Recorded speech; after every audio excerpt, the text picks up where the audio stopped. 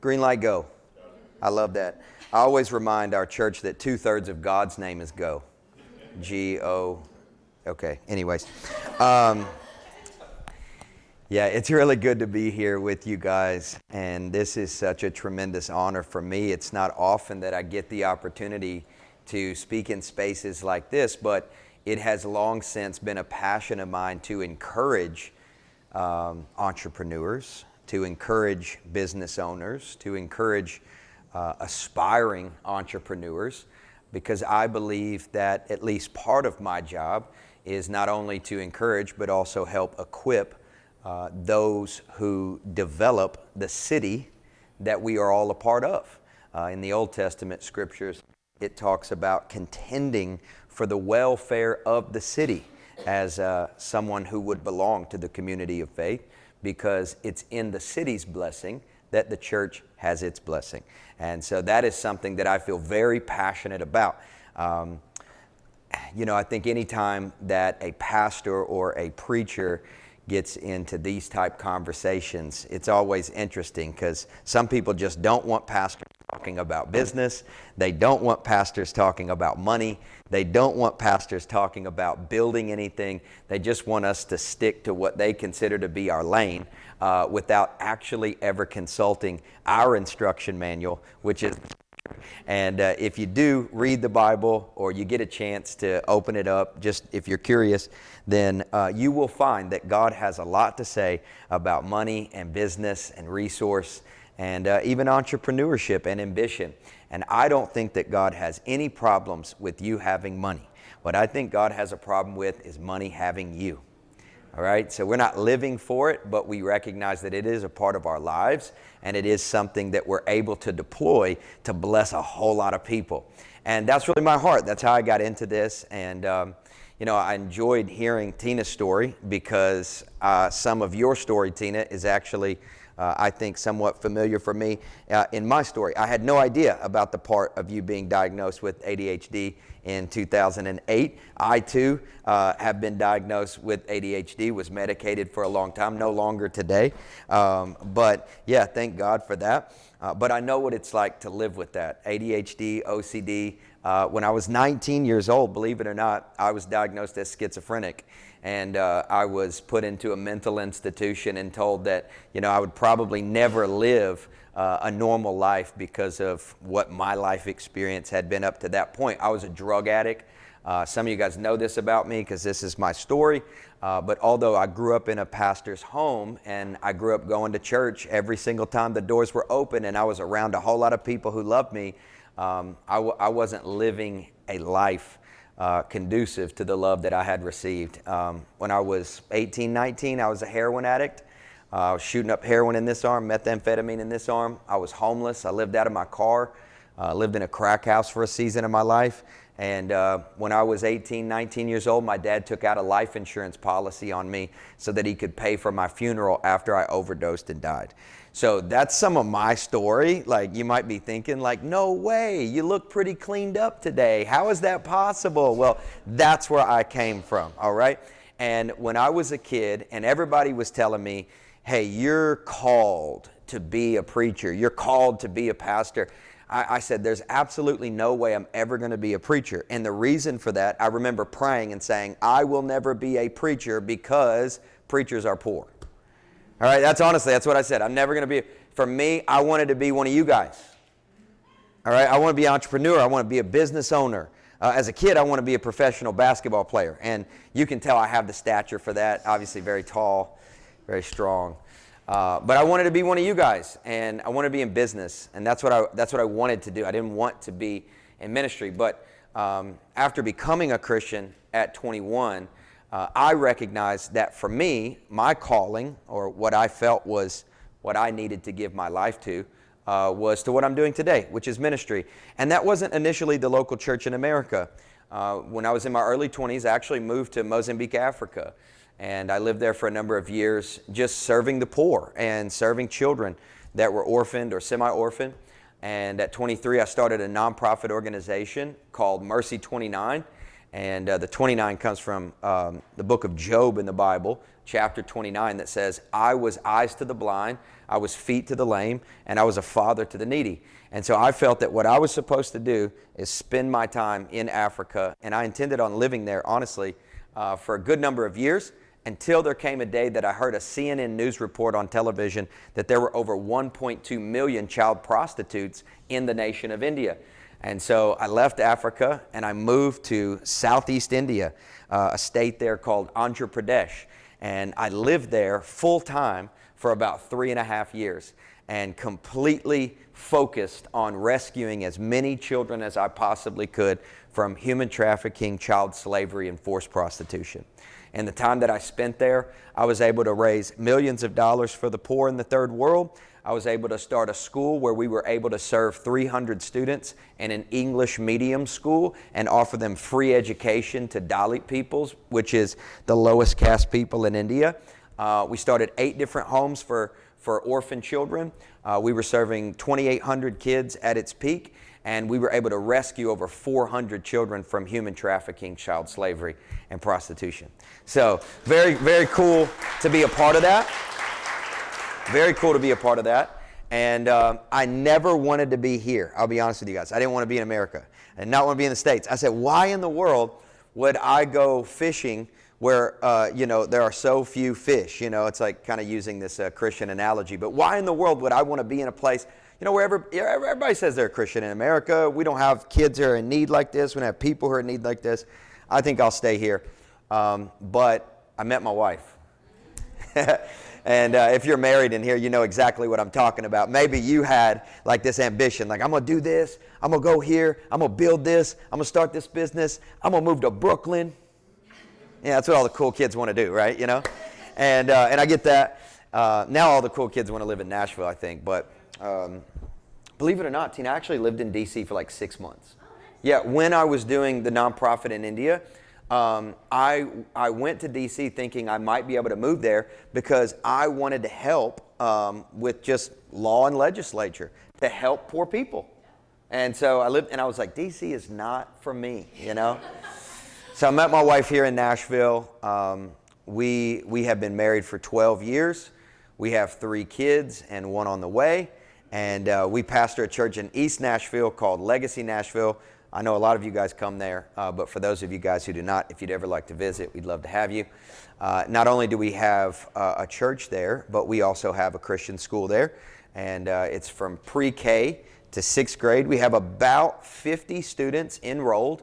And it is formally a homeschool co-op, but the way in which we offer education to children is that we're able to educate them with all of the requirements without the parents participating. We just have that as the setup so that parents can spend more time with their kids. So if you do have kids and you want to bring them to the school, here's my quick pitch, all right? It's only one line, and it's the best pitch ever.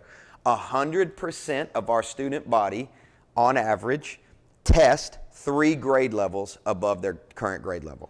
So great education, really awesome. So that's a little bit of my story. So I want you guys to know that even though if we've never met before, I already like you, and I already admire you. I just want you to know that, because being an entrepreneur is incredibly risky. It's very, very risky. It's determining that you're going to do something significant with your life. You're going to risk everything on this idea, this concept, this dream, or what you may feel like is your calling. And then you invite the world to watch you whenever you might fail. Right? And that is very scary. I think we can all agree that's very scary. And I think that's one of the reasons why what Tina's building here through Hang On Health is just so important for entrepreneurs, because whenever you step out to become a pioneer, one of the things that a lot of entrepreneurs forget is that it's the tip of the spear that faces the most resistance. So whenever you're pioneering and you're stepping into something new, you're going to experience more resistance than everybody who comes behind you. Whenever you start a company, you start a business, you start something new, you pursue a dream, you are that pioneer. And that means that you forsake your right to do it the best. You're not going to do it the best. Other people are going to come behind you. They're going to follow your example. They're going to learn from your mistakes, your failures, and they're going to be able to do it better. But that is something that entrepreneurs, pioneers, they forsake in order to go first. And so that's why I'm saying I like you guys. I admire you guys, because this is what I believe that church planters have to face as well. Like I said, a lot of people don't want to hear pastors talk about business or money all the time, but I love talking about it. And the reason I love talking about it is because, number one, the Bible has a lot to say about it, but also number two is I do consider myself to be somewhat of an entrepreneur. Even though, yes, I am a pastor, I have also started a number of different businesses. And still to this day, I'm in real estate. So I'm not a big real estate investor by any means.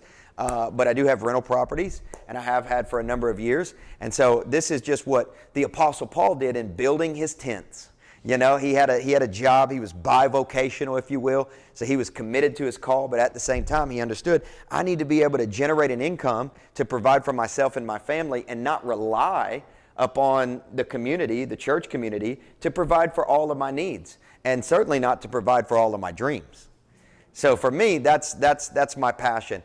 When I first started in ministry and in missions, I was praying, and I was really praying hard about what I could do to earn more money. And I said, I really want to be able to earn more money. I've got these dreams. I want to help all these kids, and I don't want to always have to write letters and ask people for support whenever it comes time for me to go on a trip. And so as I'm praying, I just get this sense that the thing I'm supposed to do, believe it or not, is buy a vending machine. So the first business I ever started, y'all, was a vending machine business. Now, I didn't realize this, but actually it's a pretty popular business today. I don't know if you've ever seen on YouTube, but there's a lot of people doing vending machine businesses nowadays.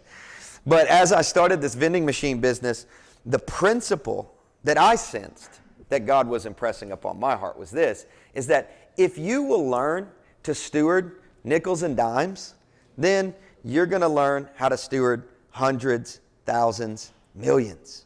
So you got to start small. You got to start somewhere, right? And I started a vending machine business. It's kind of funny to admit now, with a refurbished vending machine that I purchased from out of state. Didn't even know I needed to rent a forklift to get it off the trailer, but that's another story. And I put it in a space where we had a school. And every week I would go to Sam's Club, and I would fill that vending machine with Cokes and Yoo-Hoos. Let's be honest, Yoo-Hoos are amazing, all right? I don't care what anybody says, they still slap today. And I had all kinds of Big Red. Y'all don't know nothing about Big Red, do you? I'm from Kentucky, if you couldn't tell by my accent. I have Big Red in there. And that little vending machine paid for all of my mission trips. I never had to write a letter to ask anybody for money to pay for any flights to get anywhere in the world that I needed to go serve kids and fulfill the mission of my organization because of a vending machine. So I want to encourage you in that, and I have some notes. I have a few things I want to share with you, but I want to share my story. I want to connect with you first because I want you to know, like, I have so much empathy for where you are, and I want to encourage you. I want to be a blessing to you this morning, and I want to be some wind in your sails, but I also want to empathize with you and let you know that I get it. This is not easy, and if we could pull back the curtain on the reality of our daily lives and how difficult this grind is, then I don't think that it would shock anybody in here if we all took turns telling our story from a vulnerable position and talking about all of the moments that we almost threw in the towel. And we said, it's over. I'm done. I'm finished. There's no way. It's over. I hate myself. I should have never started this. And I get it. I was there myself. When we first started our church, I was a missionary. So I had no experience at all. And that is a that's a pretty scary place to be in. A feeling like you have a dream in your heart, but you have no blueprint to follow. And I'm sure that's how a lot of you guys feel as entrepreneurs. And I remember when we first started our very first local church plant gathering. I don't know that any of you guys that are a part of Legacy today were there, because you don't even know that when we tried to plant our church the first time, we did so in West Nashville at the McCabe Park Community Center on a Sunday morning in a well-lit gymnasium. It was great for the first Sunday. It was like 175 people showed up. We didn't really have good child care. We asked people to sit on bleachers. We didn't have any screens. I mean, I wish I would have had a screen like this. We didn't have any screens, and we had one little sound system over in the corner with a stick speaker, and I was surprised when no one showed up the next Sunday, right? But that was our launch story. It was a failed launch. We actually ended up shutting it down and not even continuing. We actually moved to a Sunday night, went to another church, borrowed their chapel, and started all over. But you see, nobody knows that about us today, because what most people think of when they see us on YouTube with our almost 200,000 subscribers on YouTube is like, oh, you guys always knew what you were doing. You guys always were really good. And that is how we as entrepreneurs look at other business owners and operators and say, oh, I bet that the reason they were able to get there is because somebody gave them a handout. They grew up with a silver spoon in their mouth. Their dad is probably a billionaire. But we have no idea of their journey. We have no idea of their story. And other people have no idea of yours.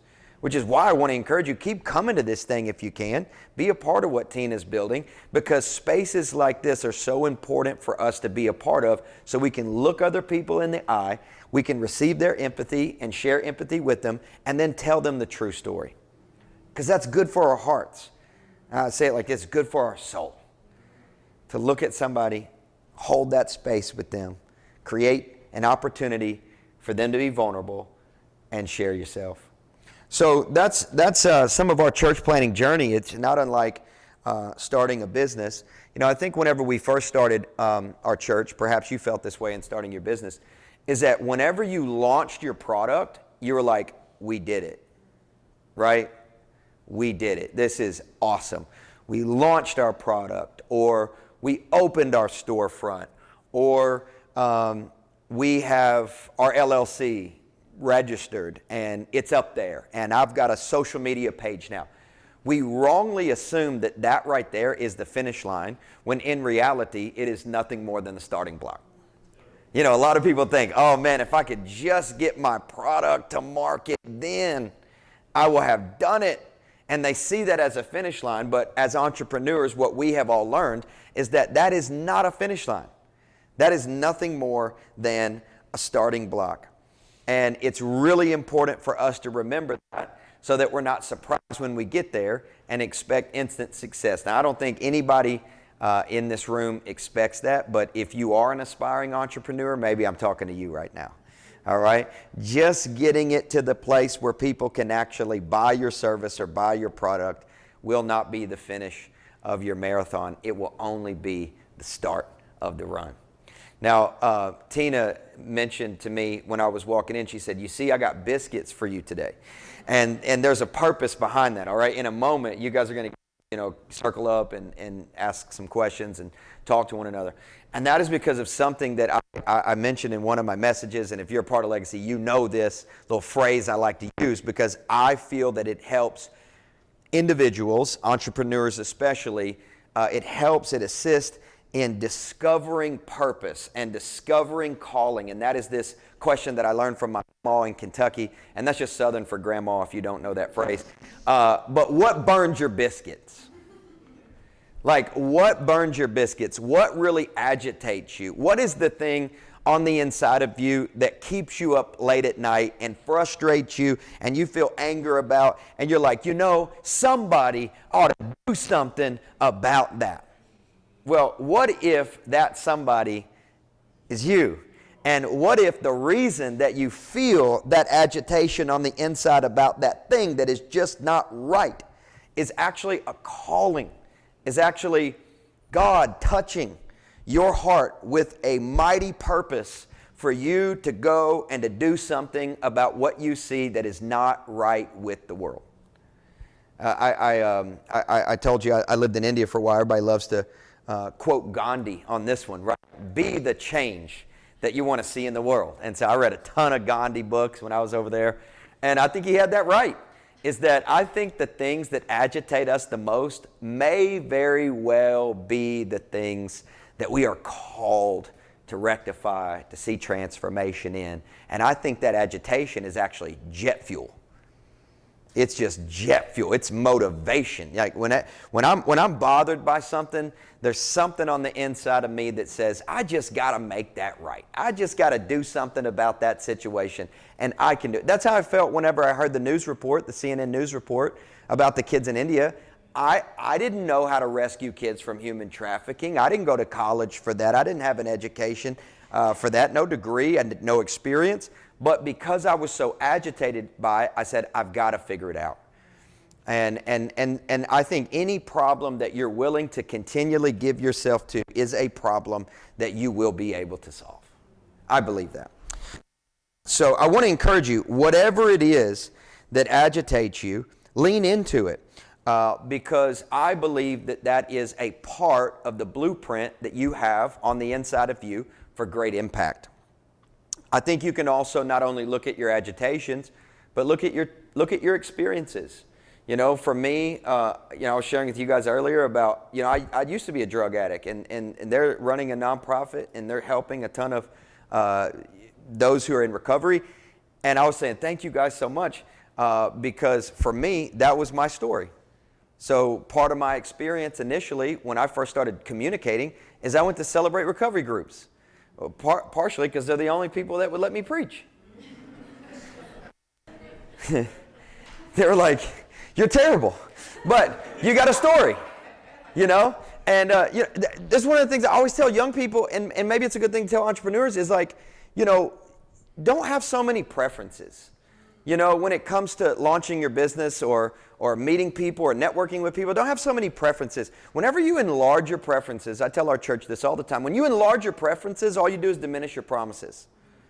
But if you don't have a whole lot of preferences, you get really small, you enlarge your promises because you're saying, I will go wherever I need to go to get the experience that I need to get so that I can be equipped to do the thing that I want to do.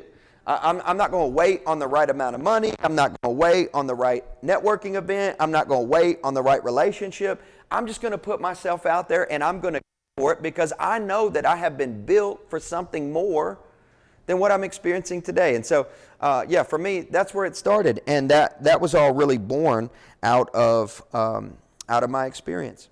Now, when you get started, and obviously I think all of you guys are here for a purpose, so you already know this. But once you get started, it is like running a marathon. You may think it's a finish line, but really it's a starting block. And then you get out there and you run and you get tired and you say, I'm exhausted, and you know what, I'm about done, and you're only at mile 13. And if you've ever run a marathon, that's just 50% of the way, right? Just 50% of the way. And then you start dealing with things like stress and anxiety and frustration. And I deal with that all the time as a pastor. I think people think when you're a pastor, you're living in a state of absolute peace. And that would be nice. That'd be awesome. A friend of mine, pastor in New York City, Rich Philotis, he said this, to be a pastor means to be hurt and tired. And I said, wow, that's a good job description of an entrepreneur as well. And maybe even a dad, or a mom. You also go through what I consider to be like the identity roller coaster as an entrepreneur. One day you feel great about who you are. You step off of a stage, you speak to thousands of people, and then you wouldn't believe how quickly you can fall down that roller coaster the very next day and say, you know what, I want to quit. I don't want to do this anymore. This is not for me. I'm not built for this. I'm not going to last. I'm riddled with shame. I feel so much guilt. I'm not as good as the next guy. My business is going to fail while theirs succeed. I'm not getting the attention that other people are getting. I have that experience. And you know when it usually is? Monday. It's on Monday. And I tell my wife this all the time. It's like right after the holiday. And I want to encourage you guys, right after you,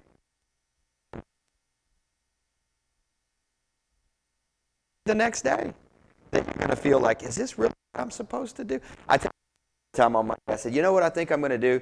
I think I'm going to switch careers, and I'm going to go be a greenskeeper at a local golf course. Because to me, that just sounds so peaceful, doesn't it? Like, it's like I'm just on my mower. I'm out there in nature. I can just enjoy my life. I can work on my swing. It just sounds so lovely. But then what happens? You get a call, right? On Monday afternoon, Pastor, you got to come to the hospital. Please pray for me, help me. Or you get a call at 10 p.m. and somebody's leaving the church and they're mad at you because something you said on a Sunday morning that maybe you don't even really believe yourself. It just slipped out. And I'm sure you guys go through the, similar things. It's like, a bad product review, or, somebody's talking poorly about you online and you're thinking, you know what? I'm done doing this. No matter how many people it helps, I'm going to retire and buy a beach house in Hawaii. If we could afford that, right? So the identity roller coaster, another thing that people don't talk about enough is loneliness as an entrepreneur, especially as somebody who is a pioneer starting a company. A pastor told me one time, he said, lonely is the sign that points the way. And so when you've signed up to be the leader, when you've signed up to be the person that is going to show everybody else where to go, it's oftentimes that you will feel a lot of loneliness, even if you're surrounded by a whole bunch of people, because those people don't really know the real you. And I experience this as a pastor. Some people may not believe this because they see me on a Sunday morning, and between our 3 services, we maybe have 1,000 people that'll show up, and you come to the altar space at the end, and people are like, man, great word, Pastor. That was really helpful. Thank you so much. That really changed the way that I thought about that thing. And I've been there, and right there in that fishbowl, everybody can be complimenting you, but on the inside, you can feel so much loneliness because you're like, no one actually knows me.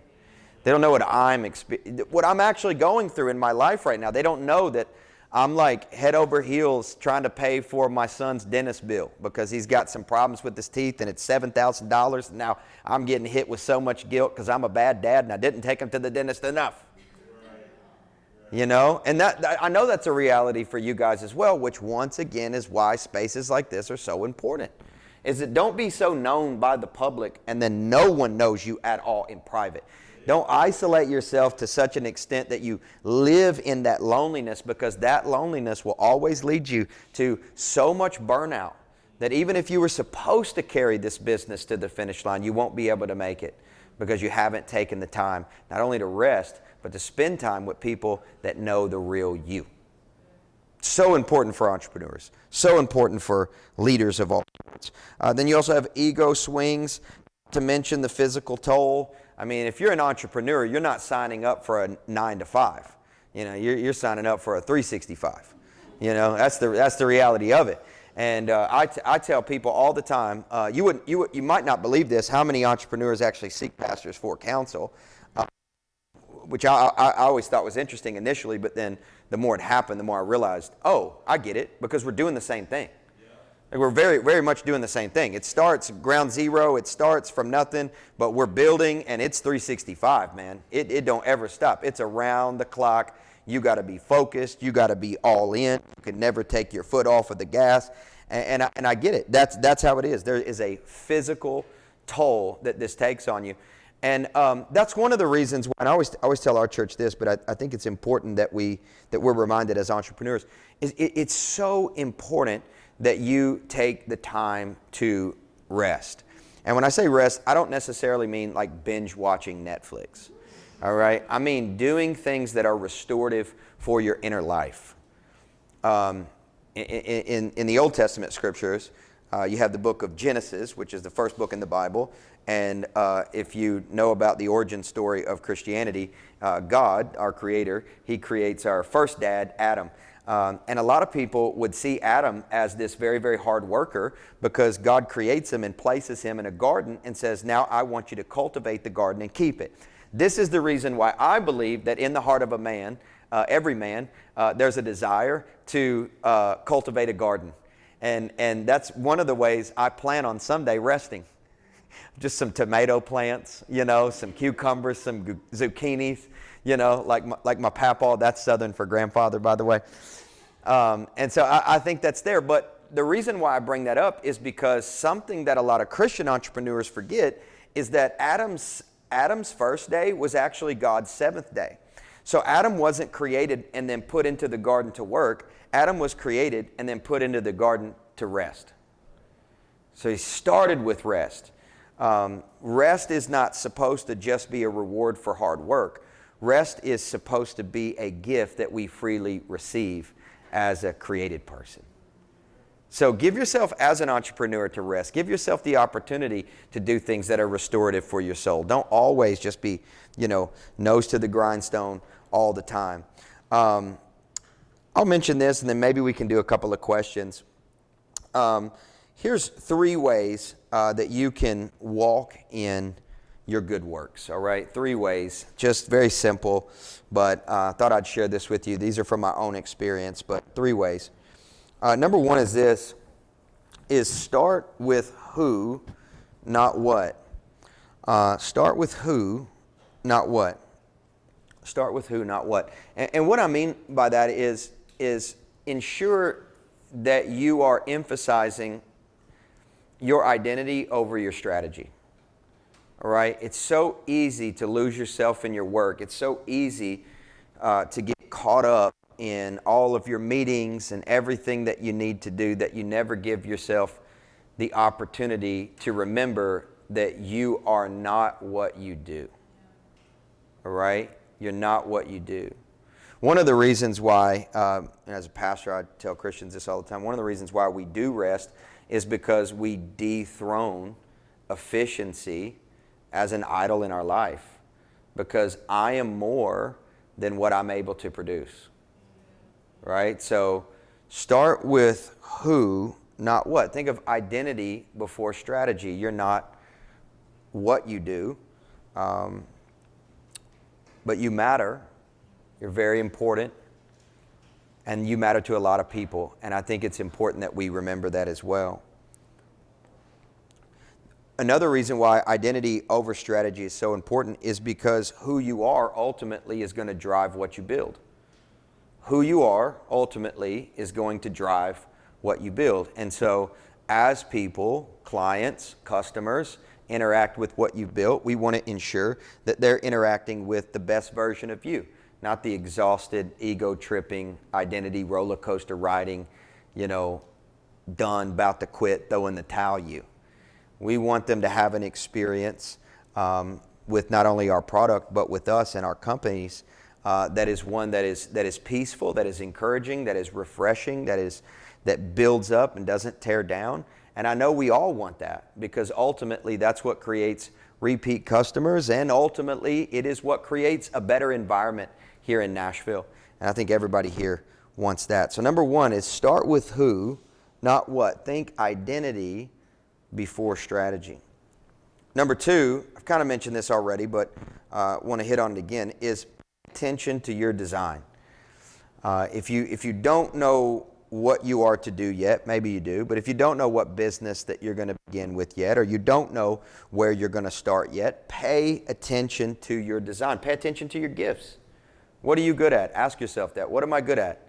Maybe that's a way that I can contribute to the world. Maybe that is a way I can make a difference. I can help somebody else in their life. I can consider what I am good at and help other people. Secondly, what are you passionate about?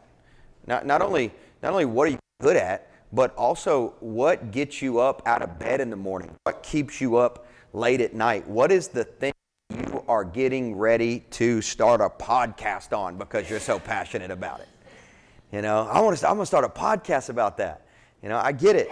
passion. You have passion about it. You'd write about it. You'd do it for free, even if you didn't get paid. The next thing is your personality. What do you have a personality for that would lend itself to being a part of something that you can offer others? Also, your story. What is your story? What's your journey? How did you grow up? Where did you grow up? All of these things are important for you to examine. And then lastly, we got gifts, passions, personality, story. But lastly, pain. Pain. Chances are what you've gone through isn't just for you. What you've gone through isn't just for you. There's so many people that have gone through the same thing. You see, I didn't know that about Tina a moment ago when she was sharing with us what she's gone through and diagnosis that she's received and, her pain and her story. But now that I know that, I'm like, oh man, like I can actually get so much encouragement from Tina and Hang On Health because this is somebody who understands something I've gone through. So I want to encourage you guys. I know sometimes it's scary to step out and share your pain, and I'm not encouraging you to step out and share it in unsafe spaces per se, but I do want to encourage you to share from your scars, not your scabs. All right? So what I mean by that is like share from pain that you've experienced that you've now been healed from, that's not festering as an open wound. Because, my job is to encourage people, not bleed on people.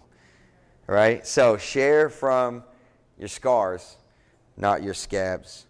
So I think these are all road signs. Gifts, passions, personality, story, pain. These are all road signs that will help point you to your mission. If you're in here today thinking, okay, well, where do I start? I know I want to be an entrepreneur. I want to do something in business. Maybe some of these signs can help you know where to go next. And number 3 is this: follow the needs in front of you. It's very simple. Just follow the needs in front of you. Continually expose yourself to your passion, your calling, your mission, your mandate. Just follow the needs that are in front of you. I know social media celebrates everyone else's highlights, but I want to encourage you, the only way to get to a place of success is to repeatedly take really, really small steps. And so follow the needs that are in front of you. Instead of getting distracted by the rigidity of the organization or the org chart or the P&L or whatever else you might be looking at, ensure that you're taking a moment to meet the actual needs, not only of your team, but also your clients. Follow the needs in front of you. Honestly, I think this is probably the point that has led me to where I'm at today. I never really wanted to be a pastor, as I told you guys. I always wanted to be in business. I was in Mozambique, Africa, and there was this big conference that was there. It was in Beira, Mozambique. I remember the city. I remember the space, and I remember where I slept because it was not a nice space. I was in this house that had a single air conditioner, and I was sleeping on the floor with about 15 other guys. And there was a doctor there from the UK, and he wouldn't let us turn on the air conditioner because he said there was mold in the unit. But I was like, I don't care. This is Africa. It is hot. Turn on the AC. And I'm sleeping on the floor there, and every day we would go to this conference, and it was really big, and there were all these people there, and they had come from all over Mozambique to be a part of it. And it just so happened that afternoon, on my way into worship, we saw a school of deaf children. And so, speaking of following the needs in front of you, we just stopped off just to try our best to communicate with these kids. They don't necessarily interact with a ton of missionaries, and so we thought, well, hey, nothing happens by accident. Let's try to encourage these kids. Let's buy them a meal. Let's buy them lunch. Let's bless them. Let's pray for them. Let's hang out with them for a little bit. And so we did that. And then right after that, I'm thinking, wow, what an experience. I really enjoyed being able to meet that need in front of me. I really loved the look in the little boy's eyes when I was able just to hug him and smile and have some fun. I know he didn't understand me, and I don't know how to sign, and I don't know how that went, but I just left feeling like I made a difference. And I said to myself when I walked into the big building, I was like, wow, I could really do this. I could be a missionary. And as soon as I said that, I said, but I don't want to be a missionary. And everybody's having fun because it's a church conference and stuff. And I'm standing over here by myself in the corner, and I'm praying, and I am saying, God, I don't want to be a missionary. Here's what I said. I want to be rich. That's what I want to do. I want to be in business. And I think this is what I'll leave you with, is that, experiences like that are not unique to people such as myself, people in ministry. I think they're important for all of us to have those moments where we're able to let go of control. And if you're giving yourself to entrepreneurship, if you're giving yourself to business, if you're giving yourself to nonprofit work, if you're giving yourself to ministry, it's all the same. You got to come to that place of crossing the point of no return, letting go of control, understanding, okay, maybe there's going to be moments where things happen that I didn't predict and I couldn't do anything about, but that's all right, because that has nothing to do with who I am. That's what I do, but it's not who I am. And I'm going to let go of that control and stop caring what other people think about my success or the lack thereof, and just build what is honest, what's true, and what I want to live in. All right? So maybe I can encourage you with that, which is, build the business you want to live in. Build the business you want to be a part of. Start there. And so then that way this is good for my soul. This is good for my heart. I'm happy here. It's amazing how many entrepreneurs I meet that lead businesses they hate. And, they've started a business that they would never even buy from. It's amazing how many pastors I know that plant churches they would never attend. And so this is something that I think is very important for our mental health, is build what you want to live in. Build what you want to live in. All right. I think that's probably a good stopping point here. I think we have about 4 minutes left before 9:30. And I hope that what I shared today was able to be a little bit of an encouragement to you guys. All right. Anybody take any notes? You get anything out of that? Awesome. I do I have a few minutes for... Yeah, let's do it. Yeah.